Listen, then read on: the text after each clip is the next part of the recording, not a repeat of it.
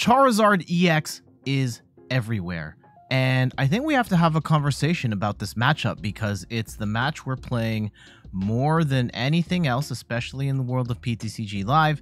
And I wanted to share some tips, some potential advice on how to take down the Dark Fire Dragon. I'm Jet from inthirdperson.com. Make sure to like the video, subscribe to the channel. Let's go over some tips for beating Tera Charizard EX. So for some context here, it's an incredibly popular deck on PTCG Live for a number of reasons.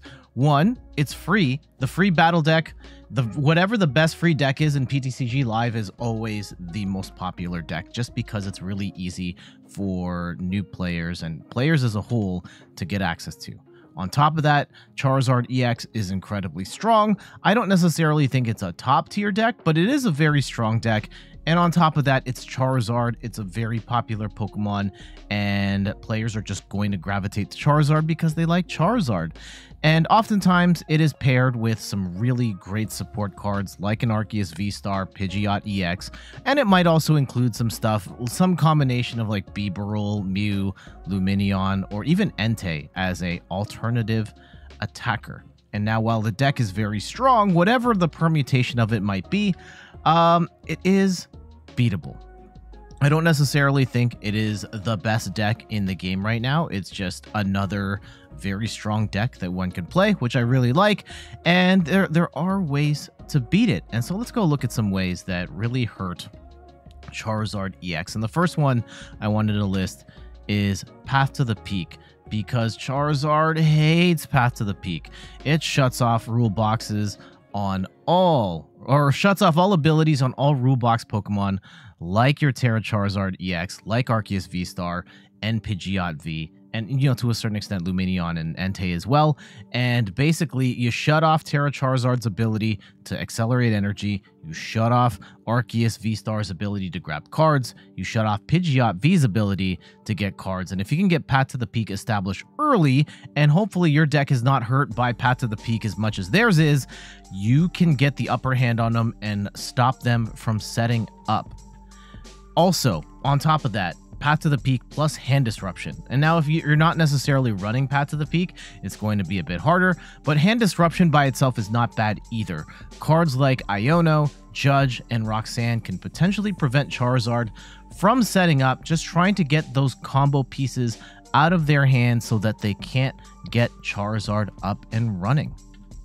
Another potential combo here, Path plus the new Solrock and Lunatone from Obsidian Flames. Now, you don't necessarily have to have the Solrock from Obsidian Flames, but the Lunatone is the key here, where it's got the New Moon ability, where you can ignore the effects of stadiums done to your Pokemon in play. So if you've got Path to the Peak down, your opponent's Charizard and all their stuff gets locked down, but yours does not.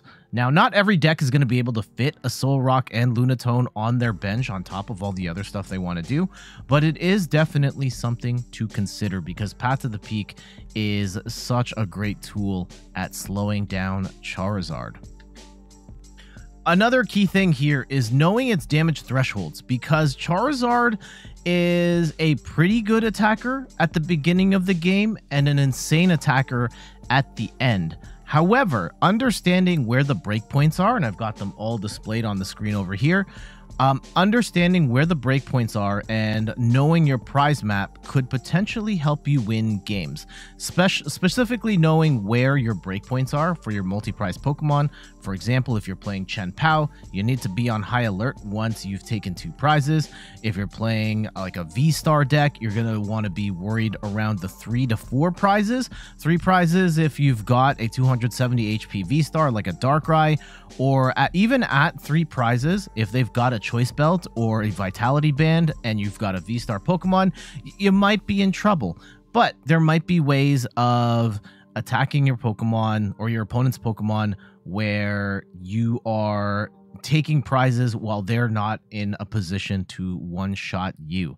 So there is definitely something to be had with regards to understanding your prize map and taking the right prizes to mitigate Charizard's damage output. Also, I was looking at this matchup spread, and keep in mind, this data is taken from Limitless tournaments, and there hasn't been that many tournaments.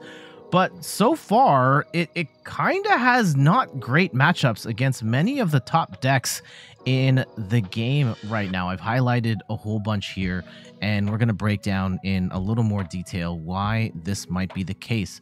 And for all of these, I kind of think they'll stick. Like, if we play enough matches, I think that this data will kind of stick to these being in favor of these decks that are listed here.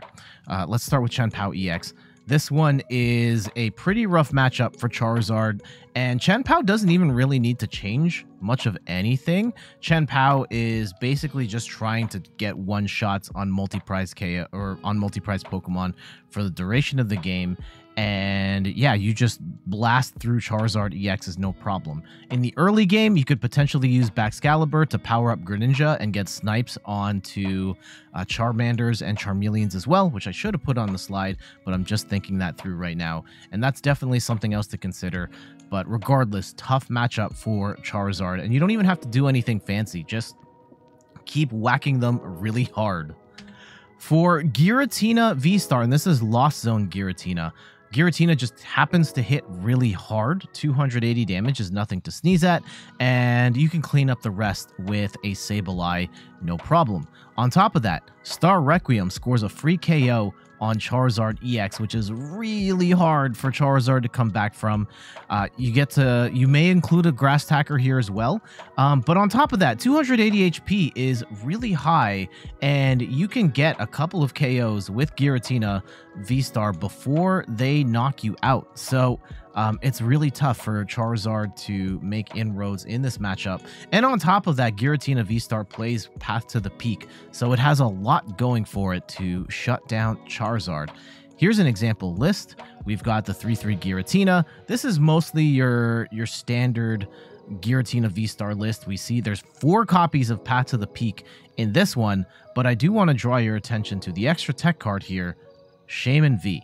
And this one is an interesting tech where Revenge Blast is an attack that does more damage based on the amount of prizes your opponent has taken. So in the mid game, if your opponent's taken 3 prizes, Shaman V can be just dropped on the board because it's a basic Pokemon. You power it up with 1 Mirage Gate and you just take a KO on a Charizard EX. And on top of that, in the super early game, well, I guess Charizard can't one-shot Shaman. Yeah, Charizard is starting at 180 damage, so at the beginning of the game, Charizard can't even one-shot Shaman. I don't think that's going to come into play too much, but something worth noting nevertheless. Arceus Giratina is another interesting matchup that is tough for Charizard so far. Arceus Giratina can be pretty consistent. You get high damage with the Giratina. We lean heavily into Path to the Peak, and they also tech a grass attacker in here for Charizard. So here's an example from Ricardo Toddy, which also, again, looks like a pretty standard Arceus Giratina list. But we've got 4 copies of Path to the Peak, stop those abilities, and a 1-1 Superior line. And what's cool about Superior V-Star, it one-shots Charizard with the Regal Blender attack. Charizard can't one-shot Superior V-Star until it's taken 3 prizes. So there's a potential opportunity here to have Superior take out 2 Charizards before they can take out a Superior. And then on top of this, you can power this up with a single base Grass Energy and a double Turbo Energy, which allows you to, when you do your first Trinity Nova, you could put 2 energy onto the Giratina to have that largely ready to go, and then put the Grass Energy on the Superior, so you can kind of hedge your bets on which one you want to attack with, and then just attach a double turbo to Superior to get the KO later. So something to keep in mind there.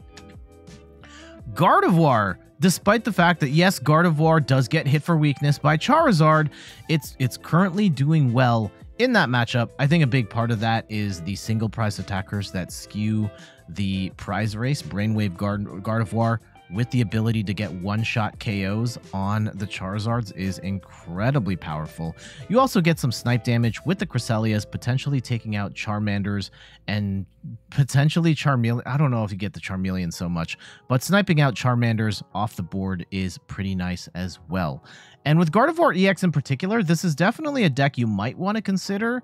The Path to the Peak, Solrock, Lunatone option, if you can make room for it, this could be a cool combo that not only helps you in the Charizard match, but helps you in a bunch of other matches as well.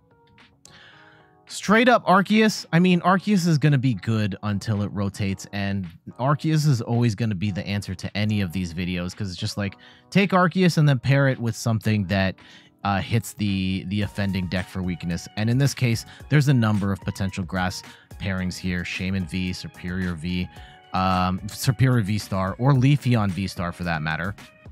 And so let's talk about Leafeon V-Star as a potential option here. Leaf Guard does one-shot Charizard. Ivy Star, it's V-Star power, and you're probably not going to use this if you're using Arceus with Leafeon V-Star, because you're going to use Starbirth instead. But Ivy Star is a free boss's orders, which could be nice. Charizard cannot one-shot Leafeon until it's taken at least 3 prizes, but it might have to be 4 if Leafeon has attacked with Leaf Guard first. And Leafeon V can use its ability to power up Arceus V. I think it's called Greening Cells, where you can attach an energy from the deck onto a Pokemon of your choice, and that can make Leafeon or make the Arceus deck a little more consistent because you always have that energy attachment at the beginning. And then Miraidon Flaffy. This one, you kind of also don't change too much either. It's just a deck that sets up very quickly, it hits pretty hard, and it relies heavily on Path to the Peak. So here's an example. This is the Tricky Gym List. Shoutouts to Andrew Mahone, fellow YouTuber, who got 21st at the World Championships with this Miraidon deck. And the core concept is you use Miraidon to set up your bench. You play a lot of Path to the Peak to stifle your opponent's abilities, and then you smash with the Raikos and the Miraidons, and even Raichu can take a one-hit KO on a Charizard as well. How about Mew? Mew is Mew is the world champion deck. Mew is still very strong, but it's going to have a hard time against Charizard EX. And one of the potential options is Excelgor.